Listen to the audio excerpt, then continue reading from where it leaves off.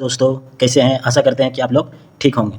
अभी मैंने बहुत दिनों से वीडियो नहीं डाल पाया था किसी कारणवश से, लेकिन अब से कंटिन्यू वीडियो हम लोग करेंगे। और झारखंड में जितने भी एग्जाम हुए उसका सबसे पहले प्रीवियस ईयर पूरा हम लोग खत्म करेंगे। जितना भी पेपर जिस भी एग्जाम का हुआ हम लोग हर दिन एक प्रैक्टिस ले के आएंगे प्रीवियस ईयर क्वेश्चन का। तो आज हमने लाया झारखंड संयुक्त सचिवालय सहायक मुख्य परीक्षा, जो हुआ था 16/12/2012 को। ठीक है, तो आज इसमें मैंने 5 ही क्वेश्चन लेके आ पाया हूँ। समय नहीं मिलने के कारण आज कुछ कम क्वेश्चन, अगली बार से हमेशा जितना भी क्वेश्चन रहेगा वो पूरा लाऊंगा। ठीक है, तो आज का क्वेश्चन हम लोग शुरुआत करते हैं। और पहला क्वेश्चन है, जयंत तालुकदार किस खेल से संबंधित है? ठीक है, तो ये जयंत तालुकदार किस खेल से संबंधित है? तो ये है तीरंदाजी से। किससे है? तीरंदाजी से। ठीक है, ये किससे है? तीरंदाजी से संबंधित है। ठीक है, अब हम लोग बात कर लेते हैं कि तीरंदाजी के प्रमुख खिलाड़ी कौन कौन है। ठीक है, तो इसमें एक आप लोग जानते होंगे, दीपिका कुमारी। ठीक है, क्या? दीपिका कुमारी। दीपिका कुमारी, ठीक है, जो झारखंड की है। इसके बारे में तो आप लोग जानते हैं। ठीक है, ये दीपिका कुमारी जो है वह सबसे पहले कि 34वें राष्ट्रीय खेल जो हुआ था 2011 में, इसमें इसने खेल मसाल लेकर मैदान में प्रवेश की थी। क्या? खेल मसाल। इसने क्या लेकर प्रवेश की थी? खेल मसाल। ठीक है, दीपिका कुमारी जो 34वें राष्ट्रीय खेल 2011 में भी थी। ठीक है, इसको 2016 में, इनको 2016 में पद्म श्री भी मिला है। किनको? दीपिका कुमारी को क्या मिला? पद्म श्री पुरस्कार मिला है। ठीक है, दीपिका कुमारी, ये आप लोग को ध्यान रखना है कि 2016 को पद्म श्री पुरस्कार दीपिका कुमारी को मिला है। और इनको अर्जुन पुरस्कार भी दिया गया है। ठीक है, क्या दिया गया? अर्जुन पुरस्कार। अब बात करते हैं कि 34वां जो राष्ट्रीय खेल हुआ था, 34वां राष्ट्रीय खेल जो हुआ था वह झारखंड में कहाँ कहाँ हुआ था? रांची में, जमशेदपुर में हुआ था, धनबाद में हुआ था। कहाँ कहाँ हुआ था? रांची, जमशेदपुर और धनबाद में हुआ था। ठीक है, तो ये बातें ध्यान रखना है। अच्छा, तीरंदाजी के खिलाड़ी में अलावा और प्रमुख खिलाड़ी हैं। एक रीना कुमारी हैं। ठीक है, कौन है? रीना कुमारी। ठीक है, और एक और कौन है? आशा रानी होरो। ठीक है, तो ये सब जो हैं वो तीरंदाजी के खिलाड़ी हैं। ठीक है, किसके हैं? तीरंदाजी के खिलाड़ी झारखंड का। ठीक है, अब हम लोग बात कर लेते हैं कि 34वां राष्ट्रीय खेल जो हुआ था वो धनबाद, जमशेदपुर और रांची में हुआ था। ठीक है, तो जो इनका शुभंकर, कौन क्या था? शुभंकर। ठीक है, क्या था? शुभंकर। ठीक है, शुभंकर क्या था इसका? तो वो था छौआ। क्या था? छौआ। ये क्या होता है? हिरन का बच्चा होता है। क्या होता है? हिरन का बच्चा। ये जो 34वां राष्ट्रीय खेल 2011 झारखंड में हुआ था, और जो शुभंकर था वह छौआ था, जो कि हिरन का बच्चा। ठीक है, अच्छा, ये उद्घाटन स्थल कहाँ, जो इसका उद्घाटन हुआ था वो कहाँ हुआ था? तो ये हुआ था आपका बिरसा मुंडा एथलेटिक्स स्टेडियम रांची में। ये ध्यान रखिए, कहाँ उद्घाटन हुआ था? बिरसा मुंडा एथलेटिक्स स्टेडियम रांची में। तो इतनी बातें आपको इससे याद रखनी। अब बात कर लेते हैं थोड़ा हम लोग क्रिकेट का। किसका बात कर लेते हैं? क्रिकेट का। ठीक है, अब बात करते हैं हम लोग थोड़ा क्रिकेट का। तो क्रिकेट में आप लोग जानते हैं महेंद्र सिंह धोनी। कौन है? महेंद्र सिंह धोनी जी हैं। ठीक है, इनको तो सबको जानते हैं।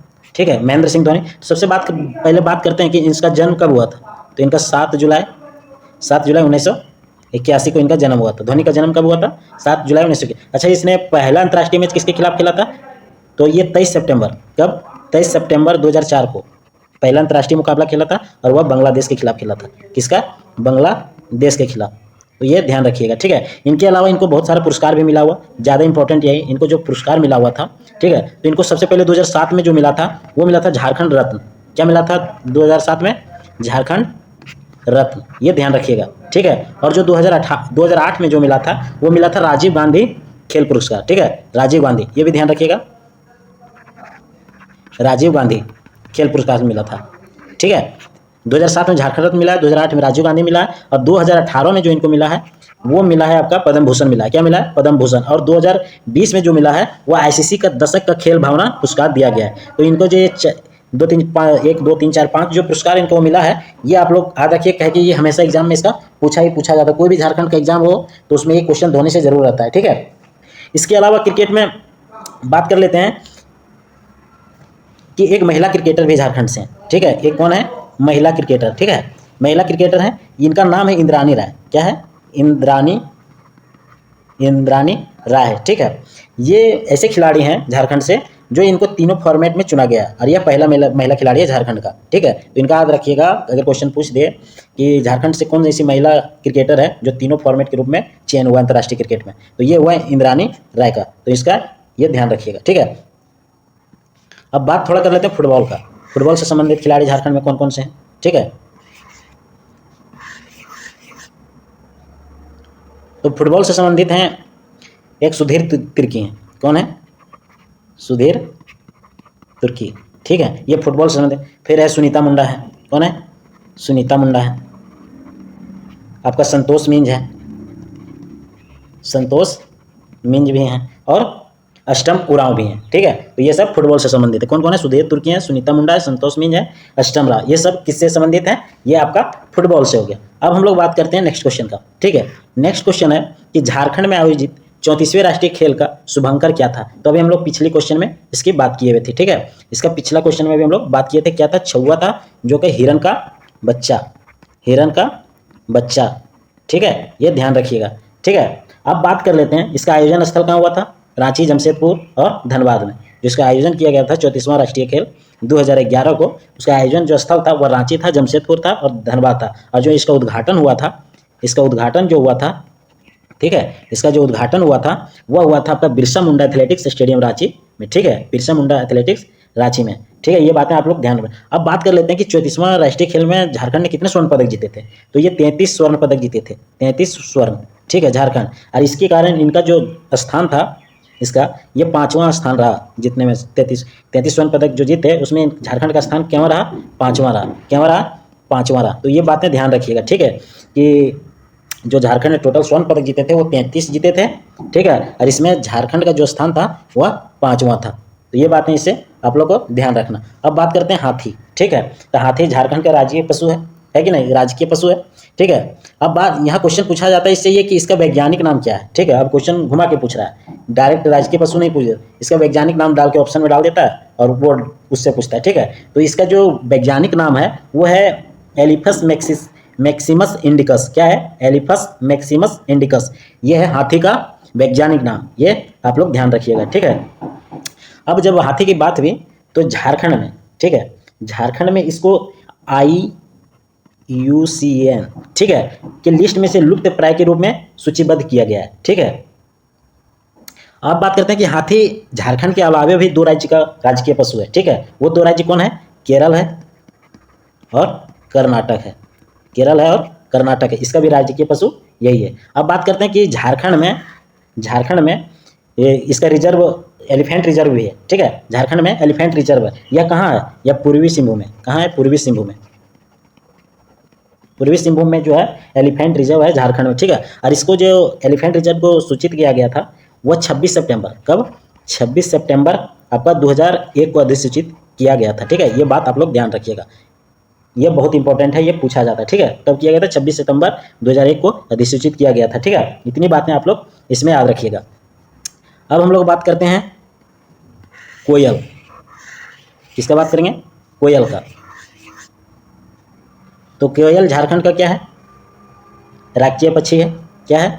राजकीय पक्षी है। कौन? कोयल। तो इसका सबसे ज़्यादा वैज्ञानिक नाम पूछता है, ठीक है, हमेशा इसका सबसे ज़्यादा वैज्ञानिक नाम पूछता है, ठीक है। तो इसका वैज्ञानिक नाम है यूडिन मिस, ठीक है, यूडिन मिस, ठीक है, स्कोलोपेसस, ठीक है। इसका वैज्ञानिक नाम क्या है? यूनिमिस स्कोलोपेसस, ठीक है, कोयल का वैज्ञानिक नाम, यही हमेशा पूछा जाता है। अब बात कर लेते हैं पलाश का। तो ये राजकीय फूल है। क्या है? ये झारखंड का राजकीय फूल हो गया ये, ठीक है। और इसका वैज्ञानिक नाम क्या है? ब्यूटिया मोनोस्पर्म। क्या है? ब्यूटिया मोनोस्पर्म, किसका? पलाश का वैज्ञानिक नाम, ठीक है। ये बातें आप लोग ध्यान रखिएगा। इसके अलावा भी एक राज्य का और है ये राजकीय फूल, वो है उत्तर प्रदेश का, ठीक है। किसका है? उत्तर प्रदेश का। तो इतनी बातें इसमें आप लोग याद रखिएगा, ठीक है। अब चलते हैं हम लोग नेक्स्ट क्वेश्चन।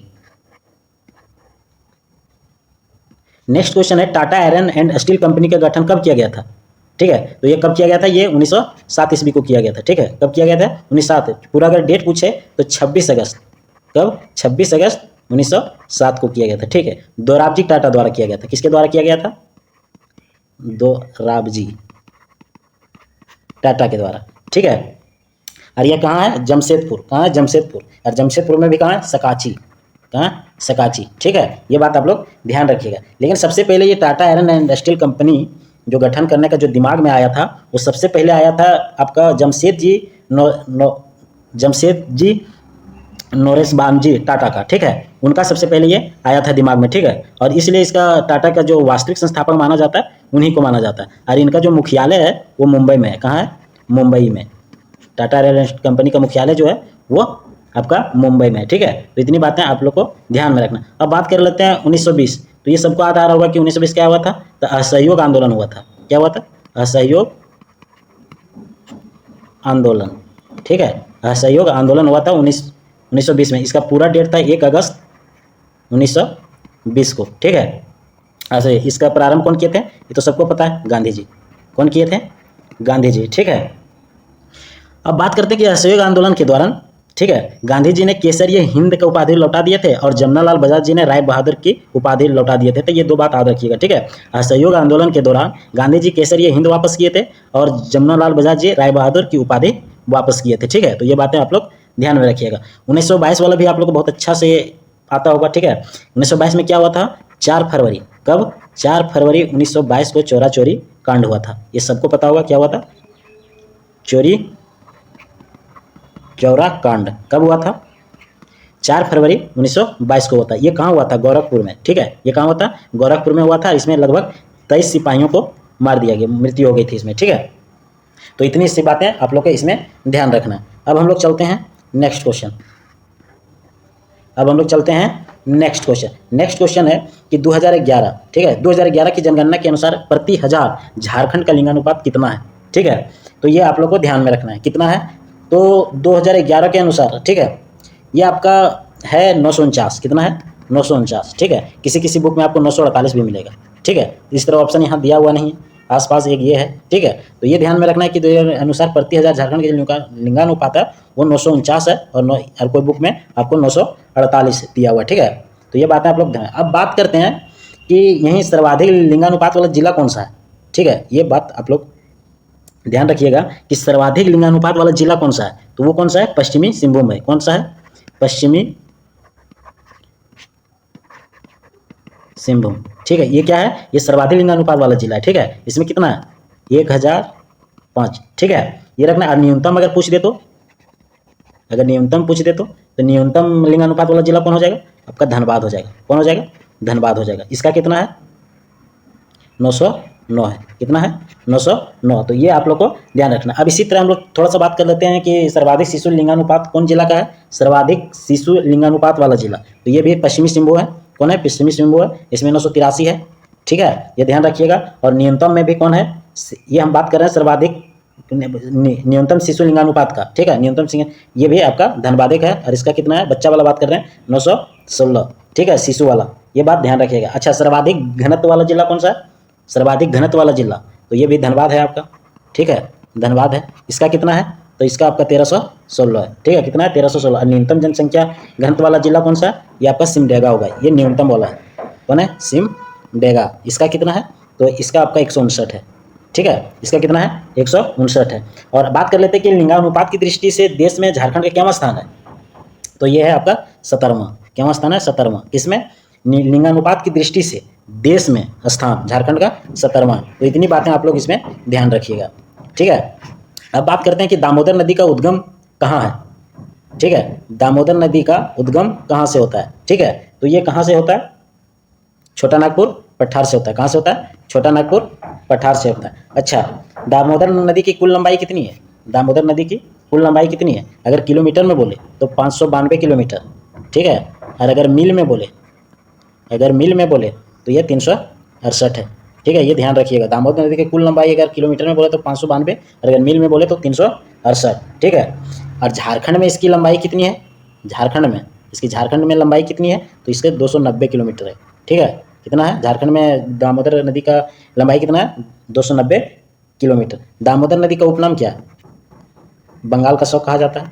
क्या कहा जाता है? बंगाल का शौक, ठीक है, बंगाल का शौक कहा जाता है। देव नदी भी कहा जाता है इसको, देव नदी भी कहा जाता है। और झारखंड की राइन नदी भी कहा जाता है। क्या? झारखंड की राइन नदी,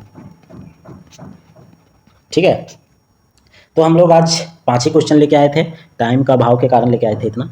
हम लोग अब हमेशा जितनी भी प्रीवियस हुआ झारखंड में, जितनी भी एग्जाम हुआ उसका प्रीवियस ईयर पहले कंप्लीट करेंगे, फिर टॉपिक वाइज लाएंगे, ठीक है। उसके बाद MCQ, क्योंकि आप लोग पढ़े बहुत है, पढ़ अभी तक इतना पढ़ लिए हैं कि सिर्फ अब प्रैक्टिस की ज़रूरत है। तो प्रैक्टिस के लिए सबसे पहले हम एमसीक्यू प्रीवियस ईयर का पूरा जितनी झारखंड में एग्जाम हुए उसको प्रत्येक दिन ला के एकदम पूरा उसका प्रैक्टिस करवा देंगे और उसको विश्लेषण करेंगे। उसके बाद फिर टॉपिक वाइज लाएंगे, ठीक है। तो आप लोग अगर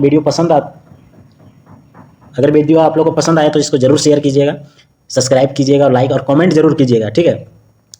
तो आप लोग ये सब कीजिएगा और आज का वीडियो यहीं पे समाप्त करते हैं। जय हिंद, जय जवाहर।